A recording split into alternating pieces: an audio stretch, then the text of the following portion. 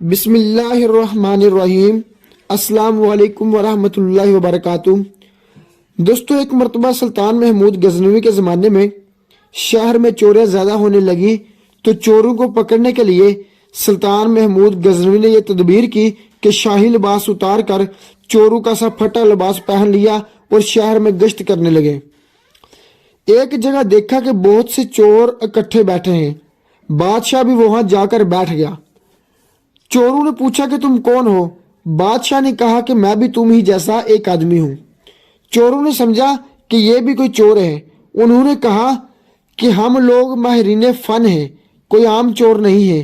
تم اپنا کوئی ہنر بتاؤ، اگر تمہارے اندر کوئی ہنر ہوگا تو تمہیں شریک کریں گے، ورنہ نہیں۔ بادشاہ نے کہا، آپ لوگ کیوں گھبراتے ہیں؟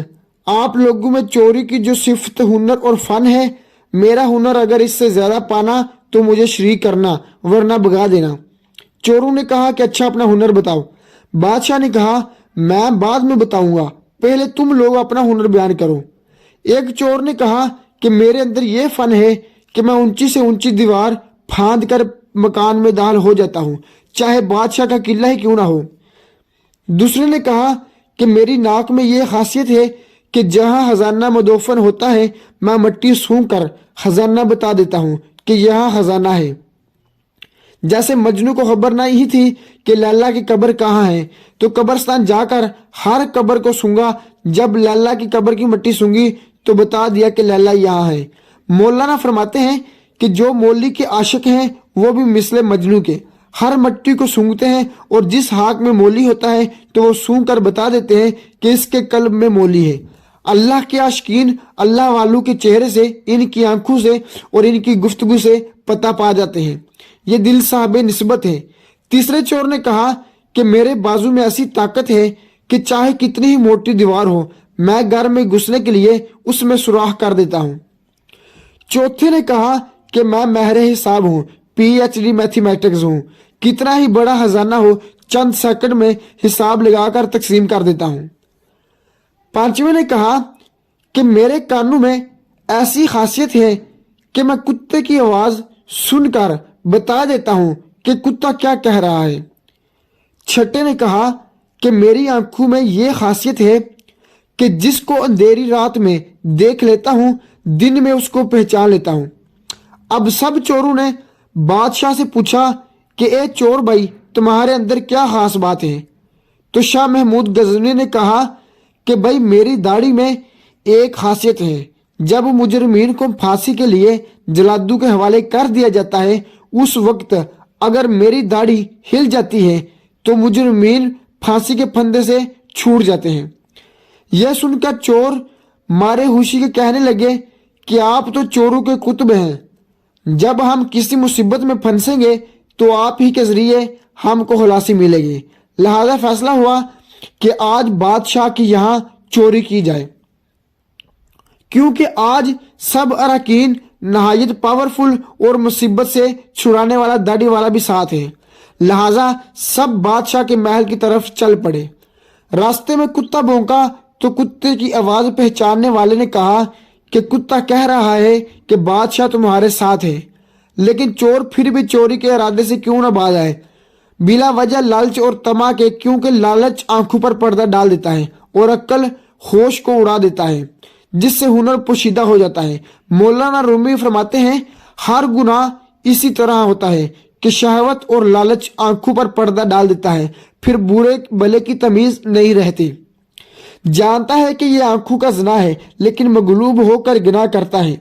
اسی لیے اس نے اسباب گناہ سے دوری کا حکم فرمایا تاکہ لالچ پیدا ہو۔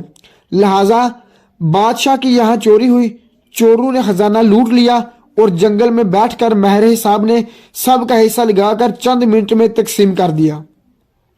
بادشاہ نے کہا، سب لوگ اپنا اپنا پتہ لکھوا دیں تاکہ آئندہ جب چوری کرنا ہو تو ہم لوگ آسانی سے جمع ہو جائیں۔ اس طرح بادشاہ نے سب کا پتہ نوٹ کر لیا۔